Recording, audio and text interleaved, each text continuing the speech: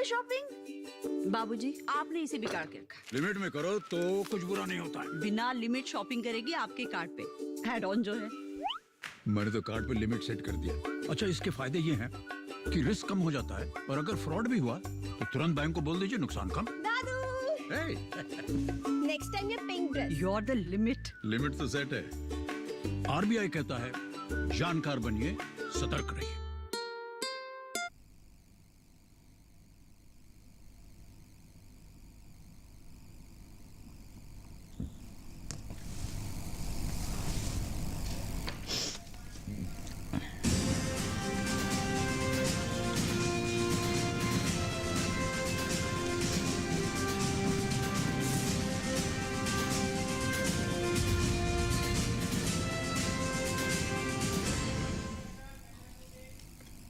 नमस्कार, किसान समाचार में आपका स्वागत है। मैं हूं रेशमा आपके साथ। आइए नजर डालते हैं इस वक्त की हेडलाइंस पर। गेहूं में करीब 60% क्षेत्र को जलवायु अनुकूलित किस्मों से आच्छादित करने का सरकार ने रखा लक्ष्य। केंद्रीय कृषि एवं किसान कल्याण मंत्री नरेंद्र सिंह तोमर की अध्यक्षता में फसलों के संबंध में समीक्षा बैठक का आयोजन। फसलों की पैदावार के बारे में ली जानकारी।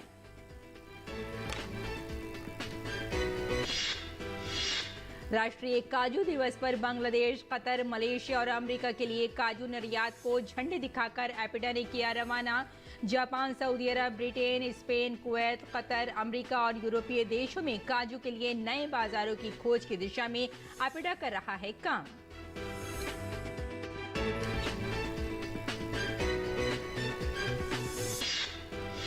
भारत वैश्विक चीनी क्षेत्र का नेतृत्व करने हेतु वर्ष 2024 के लिए अंतर्राष्ट्रीय चीनी संगठन का बना अध्यक्ष। वैश्विक चीनी क्षेत्र का नेतृत्व करना देश के लिए बड़ी उपलब्धि। भारत ने ESY 2022-23 में पेट्रोल के साथ 12% एथेनॉल मिश्रण भी किया हासिल।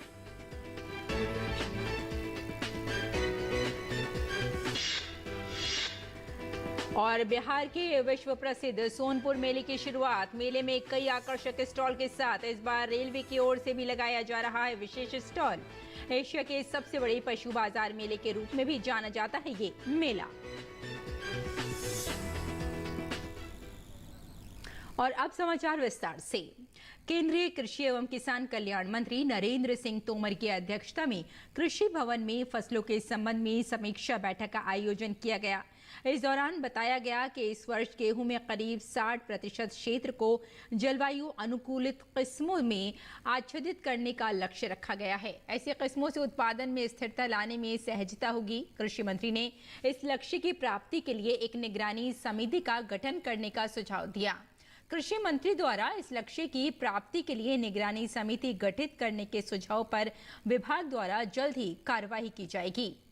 खरीफ फसलों के प्रदर्शन एवं अनुमानित उपज के संदर्भ में ये बताया गया है कि मानसून की देरी से आमद और अगस्त माह में कम बरसात से फसलों की पैदावार प्रभावित हुई, किंतु सितंबर में मानसूनी वर्षा ज्यादातर प्रदेशों में सामान्य रहने से खरीफ का उत्पादन अधिक प्रभावित नहीं होने की संभावना है। रबी की बुआई के संदर्भ में बैठक में विभागीय अधिकारियों ने बताया कि मृदा में नमी की औसत मात्रा अच्छी है और बुआई का कार्य सुचारू रूप से चल रहा है। रबी में औसत 648.33 लाख हेक्टेयर की खेती होती है। वर्तमान समय तक करीब 248.59 लाख हेक्टेयर की बुआई हो चुकी है।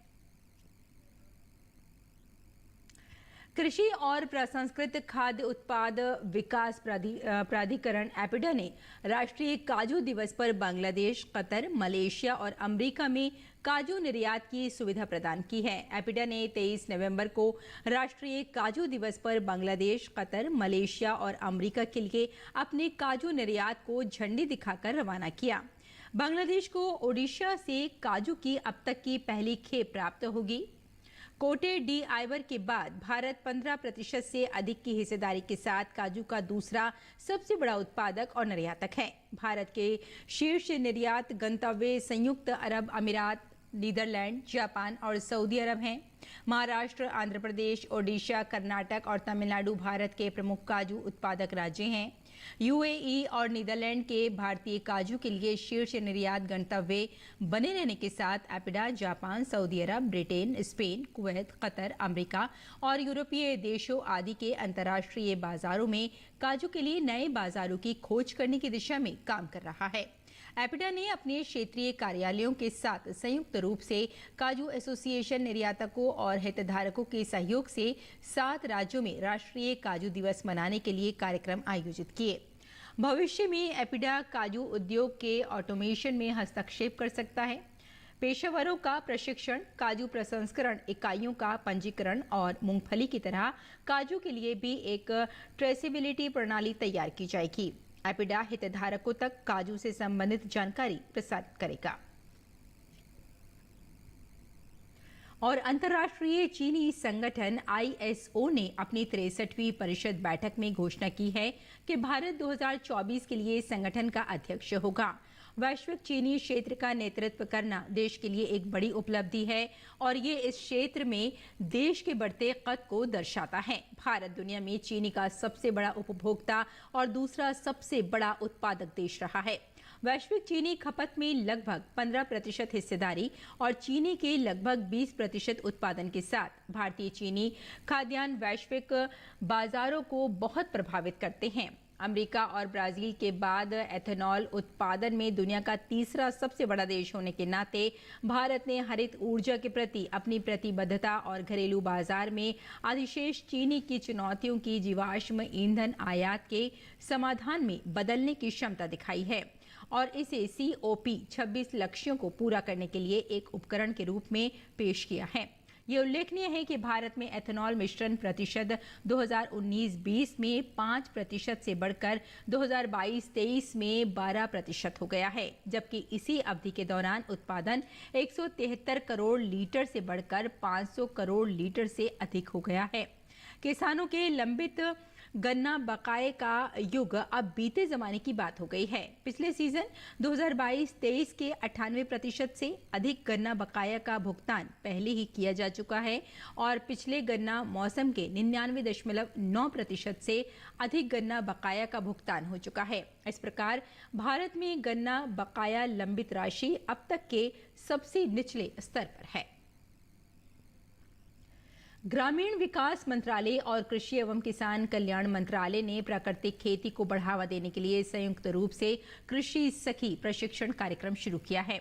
ये कार्यक्रम दीनदयाल अंत्योदय योजना, राष्ट्रीय ग्रामीण आजीविका मिशन DAY NRLM के तहत शुरू किया गया है। ग्रामीण विकास मंत्रालय ने एक बयान में कहा कि इस पहल का उद्देश्य 50,000 कृषि सखियों को प्रशिक्षित करना है ताकि उन्हें कृषि मंत्रालय के अधीनस्थ कार्यालय राष्ट्रीय जैविक और प्राकृतिक खेती केंद्र NCONF की तरफ से चरणबद्ध तरीके से प्रमाणन दिया जा सके।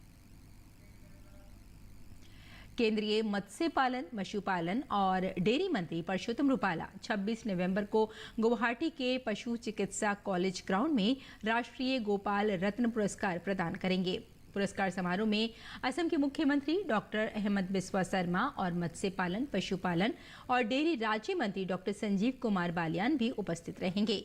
पशुपालन और डेयरी विभाग राष्ट्रीय दुग्ध दिवस उत्सव 2023 के एक हिस्से के रूप में राष्ट्रीय गोपाल रत्न पुरस्कार 2023 का आयोजन कर रहा है। राष्ट्रीय गोपाल रत्न पुरस्कार पशुधन और डेयरी क्षेत्र के सर्वोच्च राष्ट्रीय पुरस्कारों में से एक है। इसका उद्देश्य स्वदेशी पशुओं को पालने वाले किसानों, AI तकनीशियनों और डेयरी सहकारी समितियों, दूध उत्पादक कंपनी, डेयरी किसान उत्पादक संगठनों जैसी इस क्षेत्र में काम कर रही इकाइयों और लोगों को पहचानना और प्रोत्साहित करना है। महाराष्ट्र के नांदेड़ जिले के किनवट तालुका में विकसित भारत संकल्प यात्रा गांव-गांव जा रही है। यात्रा से स्थानीय लोगों को सरकार की योजनाओं को समझने में न केवल मदद मिली है, लोगों में इसे लेकर खासा उत्साह भी देखा जा रहा है।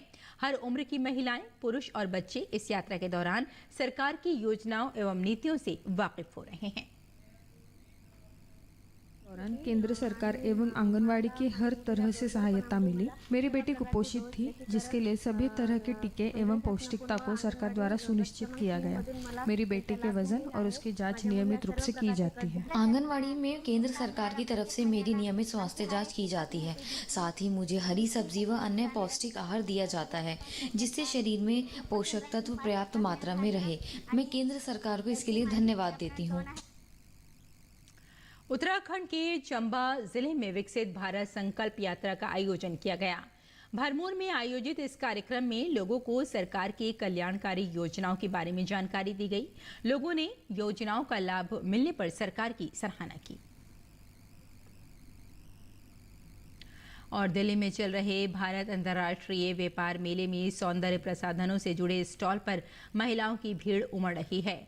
वहीं पीएम से प्रभावित होकर शुरू किए गए स्टार्टअप भी हैं मेले में। संवाददाता गिरीश निशाना की ये रिपोर्ट देखिए। दिल्ली के प्रगति मैदान में चल रहा 42वां भारत अंतर्राष्ट्रीय व्यापार मेला उसी स्थान पर आयोजित किया गया है जहां भारत ने G20 की मेजबानी की थी। जी हां, 1,10,000 वर्ग मीटर में लगाया गया है, यानी मेला अभी तक का सबसे बड़े क्षेत्र में आयोजित होने वाला विशाल मेला है। ITPO ने मोबाइल ऐप का प्रायोगिक तौर पर इस्तेमाल किया है ताकि लोग आसानी से अपने पसंदीदा स्टॉल तक पहुंच सकें। अंडरग्राउंड पार्किंग की भी सुविधा के साथ मेला सुव्यवस्थित तरीके से लगाया गया है। अभी तक का ये सबसे बड़ा ट्रेड फेयर है, हम इसको कह सकते हैं। इस बार हम भारत मंडपम जो पूरी तरह से विकसित है उसका हम उपयोग कर रहे हैं और लगभग 1,10,000 स्क्वायर मीटर में ये मेले का आयोजन किया गया है। पिछले साल ये करीब 75 से 80 हजार स्क्वायर मीटर था। मेले में एक से बढ़कर एक उत्पाद देखे जा सकते हैं। सबसे ज्यादा भीड़ हॉल नंबर 11 में देखी जा सकती है, जहां महिलाओं के लिए सौंदर्य प्रसाधन देखे जा सकते हैं। यहां मिल रहे अच्छे रुझान से व्यापारी वर्ग भी काफी उत्साहित है। पास्ट 8 ईयर से यहाँ स्टॉल लगा रहे हैं ट्रेड फेयर के अंदर और हर एक बार जैसे कि हमें अच्छा फुटफॉल मिलता है और इस बार भी देख सकते हैं आप कि काफ़ी सारी महिलाएं यहाँ पे उपलब्ध हैं और हमारे प्रोडक्ट को बहुत पसंद किया जा रहा है। और सबसे अच्छी बात यह है कि पुराने कस्टमर्स आ रहे हैं तो और अच्छा लग रहा है। मेले में बहुत से स्टार्टअप देखे जा सकते हैं। इनमें कई तो ऐसे हैं जो प्रधानमंत्री नरेंद्र मोदी द्वारा दिए गए रास्ते पर चलते हुए अपने स्टार्टअप को शुरू कर चुके हैं। ऐसा ही एक स्टार्टअप हॉल नंबर 7 में भी है जो सी बकथॉर्न के बने उत्पाद लाया है। 2019 में नरेंद्र मोदी जी के एक वीडियो जिसको हमने सीबकथॉर्न के ऊपर देखा, वहाँ से हमारे अंदर एक क्यूरियोसिटी डेवलप हुई और हमने सीबकथॉर्न के ऊपर ये जो बेरी है जो लद्दाख रीजन में उगती है इसके ऊपर रिसर्च करना शुरू करा। उसी प्रोसेस में हम DRDO के साइंटिस्ट डॉक्टर ब्रह्म सिंह सर के गाइडेंस में आए, जिन्होंने हमें इस बेरी के बारे में और बताया और लगभग 200 साइंटिफिक रिसर्चेस उन्होंने हमारे साथ शेयर करी। उनको उन रिसर्चेस को पढ़ने के बाद हमारे मन में ये चाहत थी कि अगर हम पूरे भारत में और पूरे विश्व भर में अगर इस सीबकथॉर्न के माध्यम से सेहत को ले जा सकें तो ये हमारी एक जीत होगी। मेला सोमवार यानी 27 नवंबर को संपन्न हो रहा है। इस बार मेले की थीम वसुधैव कुटुंबकम रखी गई है। गिरीश निशाना, DD न्यूज, दिल्ली। और बिहार के विश्व प्रसिद्ध सोनपुर मेले की शुरुआत 25 नवंबर से हो रही है। मेले में कई आकर्षक स्टॉल के साथ इस बार रेलवे की ओर से भी विशेष स्टॉल लगाए जा रहे हैं।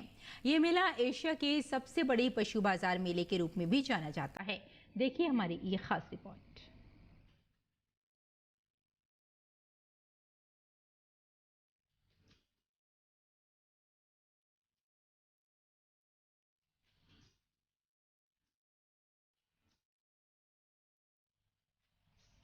सोनपुर के ऐतिहासिक मेले की तैयारी पूरी हो चुकी है। मेले में युवाओं के लिए थिएटर और बच्चों के लिए फन वर्ल्ड मुख्य आकर्षण का केंद्र होगा। साथ ही दूर दराज से आए पशु विक्रेता भी अपने साथ घोड़े और अन्य पशु लेकर भी आए हुए हैं। मेले में बिहार टूरिज्म की ओर से भी कई स्टॉल लगाए गए हैं। कहने का अर्थ ये है कि सोनपुर में पहली बार ये मेले में ये सब आइटम लगाया जा रहा है। ये पूरा सब जो आप आइटम देख रहे हैं सब जापान का आइटम है, बाहर का है। ये स्क्रीम टावर है, वो सुनामी है। ये बच्चों का एक मेरी गो राउंड लग रहा है, ये वाला। ये मेरी गो राउंड पहले हमारा समझो बड़ी बड़ी जगहों पे भी लग चुका है, बड़े बड़े लोगों के यहाँ, यानी आप समझ सकते हैं। और ये बच्चों के लिए भी है, बड़ों के लिए, बच्चों के लिए भी है और बड़ों के लिए भी है ये। तो उसके बाद में वो वहाँ पे एक और बच्चों का चाइना का सलम्बो आ रहा है, यहाँ जो जगह आप देख रहे हैं बीच में, तो ये सब पहली बार लग रहा है यार। हमको मालूम पड़ा कि भाई सोनपुर का जो है मेला बहुत अच्छा होता है, बहुत बड़ा होता है। बहुत ये होता है। तो हम लोग का हेड ऑफिस बेंगलोर है, हम लोग बेंगलोर से डायरेक्ट यहाँ पे ये माल को लगाया गया है। अभी तो 3 लेकर आए थे, एक बिक गया, अभी 11 और आ रहे हैं। 1.5 मांग रहे हैं, 1.5 लाख जी। सर हम लोग नाम क्या रखते हैं, हम एक थोड़ी लेते हैं, हम तो पूरी गाड़ी लेते हैं। ये बलोत्रा है, बलोत्रा स्लीप रोड। सोनपुर मेले में इस बार रेलवे का स्टॉल भी विशेष आकर्षण का केंद्र होगा। इसमें लोग रेलवे के 150 साल के इतिहास को देख पाएंगे।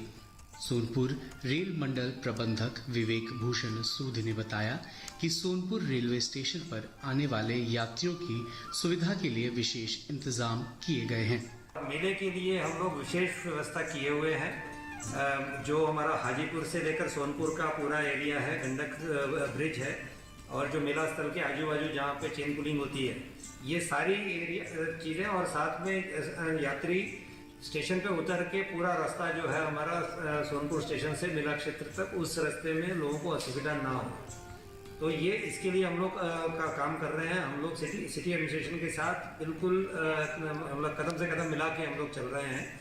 कार्तिक पूर्णिमा से सोनपुर मेले का आगाज हो जाता है। 1 महीने तक चलने वाले इस मेले में देश विदेश से हजारों सैलानी आते हैं जो यहाँ की कला संस्कृति को देखते हैं। इस बार मेले में पर्यटकों को लुभाने के लिए कई आकर्षक चीजें हैं। वैशाली से रतन कुमार की रिपोर्ट, दूरदर्शन समाचार, पटना। और आइए अब जानते हैं कि देश भर की मंडियों में क्या रहा भाव।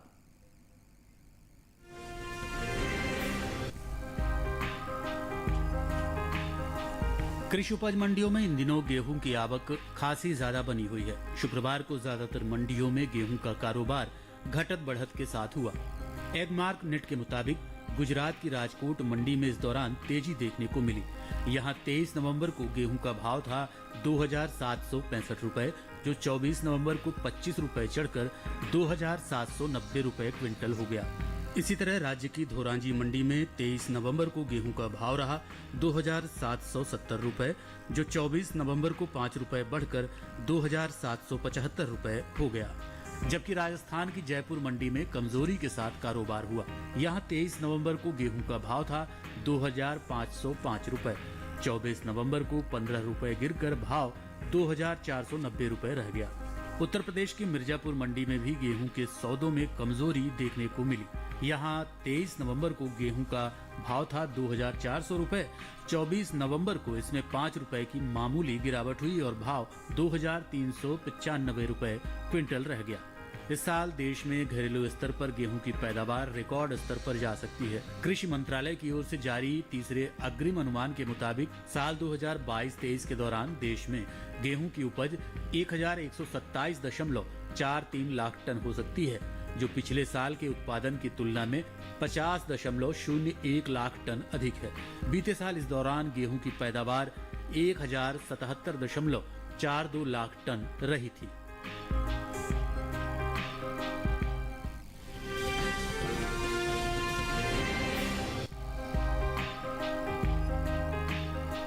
ज्यादातर कृषि उपज मंडियों में सरसों के कारोबार में उतार चढ़ाव का रुख रहा, जबकि कुछ मंडी में इस दौरान सरसों के भाव में कोई बदलाव देखने को नहीं मिला।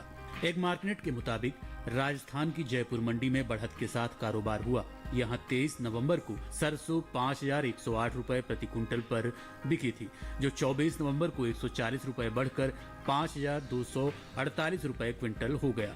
गुजरात की राजकोट मंडी में भी तेजी के साथ सौदे हुए। यहां 23 नवंबर को सरसों का भाव था 5,050 रुपए, 24 नवंबर को इसमें 25 रुपए की बढ़त हुई और भाव 5,075 रुपए क्विंटल हो गया। जबकि राजस्थान की मालपुरा मंडी में 100 रुपए की सुस्ती देखी गई। यहां 23 नवंबर को सरसों का भाव था 5,500 रुपए, जो 24 नवंबर को 5,400 रुपए क्विंटल रह गया। उत्तर प्रदेश की मिर्जापुर मंडी में बीते 2 दिन यानी 23 और 24 नवंबर को सरसों का भाव 5,650 रुपए क्विंटल पर बना रहा। इस साल सरसों की रिकॉर्ड पैदावार का अनुमान है। कृषि मंत्रालय की ओर से जारी तीसरे अग्रिम अनुमान के मुताबिक 2022-23 के दौरान 124,94,000 टन सरसों पैदा हो सकती है, जबकि पिछले सीजन की पैदावार 119,63,000 टन थी। ये साल तिलहनी फसलों के लिए अच्छा साबित हुआ है और देश में इनकी पैदावार भी रिकॉर्ड स्तर पर पहुंच सकती है। कृषि मंत्रालय की ओर से जारी तीसरे अग्रिम अनुमान के मुताबिक 2022-23 के दौरान कुल तिलहन की पैदावार 409,96,000 टन हो सकती है, जो पिछले साल की तुलना में 30,33,000 टन अधिक है। आपको बता दें कि बीते साल तिलहनी फसलों की उपज 379,63,000 टन रही थी।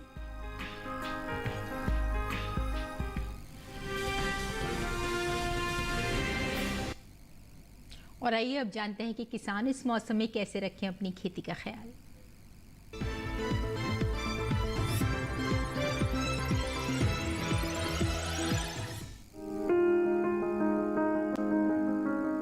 आंध्र प्रदेश में चने की बुआई करें। किसान मूंगफली की खुदाई कर सकते हैं, वहीं धान की कटाई कर लें। अभी तिल की बुआई करें, साथ ही उड़द और काबुली चने की बुआई के लिए समय उपयुक्त है। आंध्र प्रदेश में मूंग भी बोएं।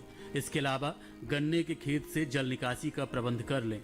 गन्ने के खेत में पर्याप्त नमी बनाए रखें। किसान लाल मिर्च की बुआई कर सकते हैं, वहां मक्के की बुआई करते रहें।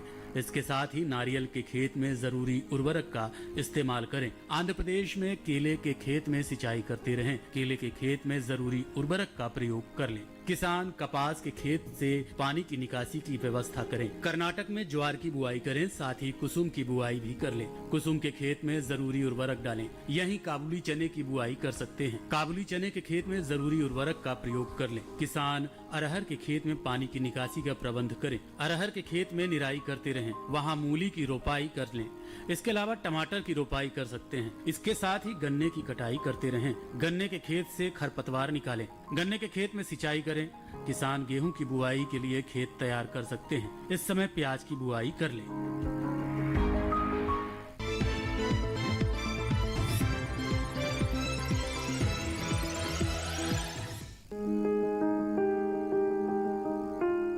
ये समय पत्ता गोभी की बुआई के लिए काफी बेहतर है। पत्ता गोभी की बुआई सितंबर से नवंबर तक की जा सकती है। किसान पूसा मुक्ता किस्म लगा सकते हैं। इस किस्म की बुआई पूरे भारत में किसी भी इलाके में की जा सकती है। इस किस्म की 1 हेक्टेयर में बुआई करने पर 300 क्विंटल तक की पत्ता गोभी ली जा सकती है। इस किस्म की पत्ता गोभी आकार में मध्यम, चपटी और गोल होती है। इसके पत्ते हल्के हरे रंग के होते हैं। पत्ते के किनारे लहरदार होते हैं। पत्ता गोभी की ये किस्म बुआई के 70 से 75 दिनों बाद तैयार हो जाती है। इसके अलावा किसान गोल्डन एकड़ किस्म भी लगा सकते हैं। बुआई के 60 से 75 दिनों में तैयार हो जाती है। 1 हेक्टेयर में लगाने पर 200 से 240 क्विंटल तक उपज ली जा सकती है। ये छोटे आकार की लेकिन ठोस होती है।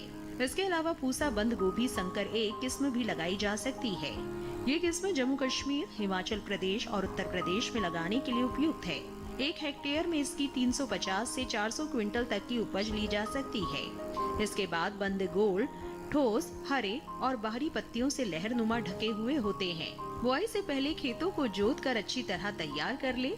खरपतवार को पूरी तरह से साफ कर ले। 1 हेक्टेयर में बिजाई के लिए 400 से 500 ग्राम बीज काफी रहेंगे। बुआई के समय कतार से कतार की दूरी 45 से 50 सेंटीमीटर और पौध से पौध की दूरी 30 से 40 सेंटीमीटर रखें। बुआई के तुरंत बाद पहली सिंचाई कर दे। इसके बाद 7 से 10 दिन के अंतराल पर सिंचाई करें। खरपतवार पर काबू के लिए 2 बार निराई करें।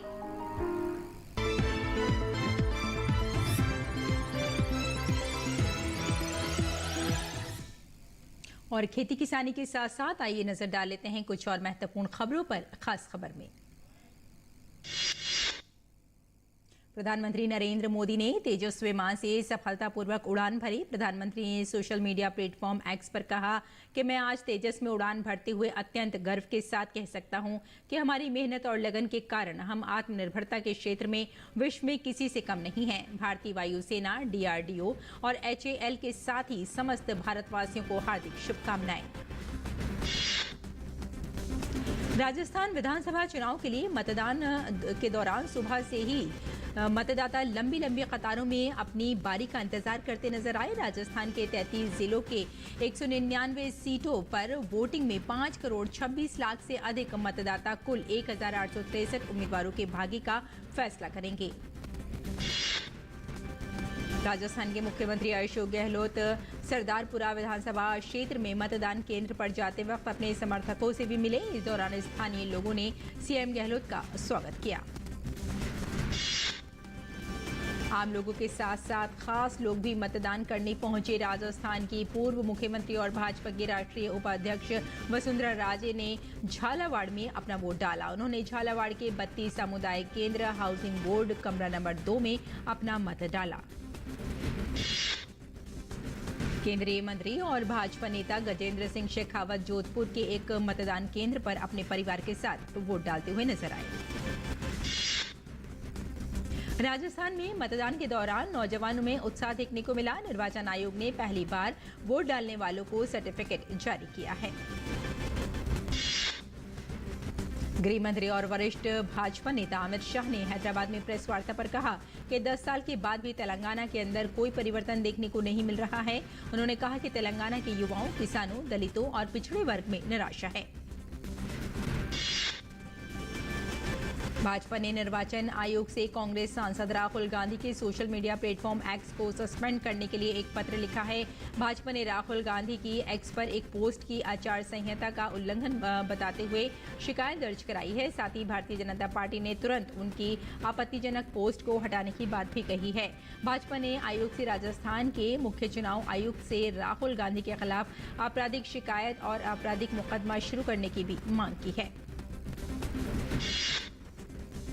इलेक्ट्रॉनिक्स और सूचना प्रौद्योगिकी राज्य मंत्री राजीव चंद्रशेखर ने सोशल मीडिया कंपनियों को डिजिटल प्लेटफॉर्म उपयोगकर्ताओं के प्रति जवाबदेही सुनिश्चित करने और सुरक्षित और भरोसेमंद इंटरनेट की आवश्यकता को दोहराया है। उन्होंने डीप फेक जैसी चुनौतियों का मुकाबला करने के लिए डिजिटल कंपनियों की सामूहिक प्रतिबद्धता के महत्व पर जोर दिया। तो किसान समाचार में फिलहाल इतना ही। अनुमति दे, नमस्कार।